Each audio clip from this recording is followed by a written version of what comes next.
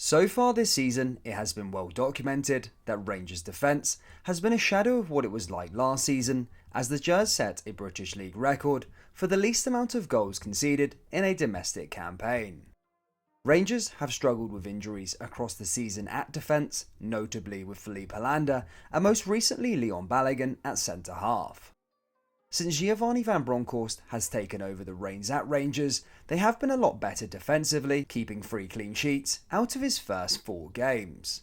At centre-back it has been Connor Goldson and, interestingly, Calvin Bassey, who has covered from left-back and has certainly not looked out of place.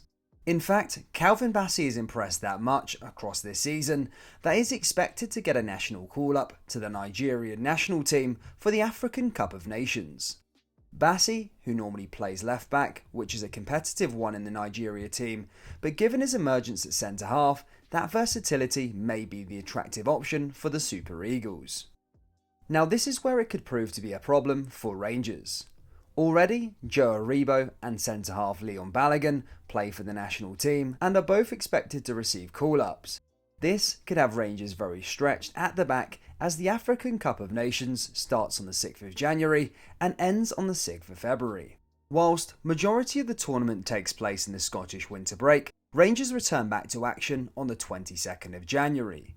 Nigeria are also one of the favourites to win the competition and are expected to go deep into the tournament, which would see the trio miss around 5 games, 2 of which against Hearts and Hibernian. There is also talk about Rangers selling Connor Goldson in January to recoup some money for him, as it looks like he is running his contract down. Jack Simpson has also struggled to break into the first team, which leaves Rangers very fragile going into a crucial part of the campaign just after finding some good defensive form.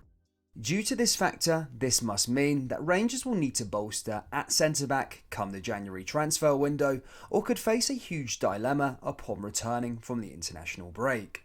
Obviously, it is a slight double-edged sword, as having one of your players receive a call-up to their national side shows how good they have been for their clubs, but at the same time you lose crucial players in major tournaments. Rangers fans, what are your thoughts on this, and how many defensive recruits do you want to see come January? Guys, that brings us to the end of today's video. Please do smash that like button, subscribe to the channel for more Rangers updates and more Scottish football content, and I'll see you all in the next video. Take care, peace.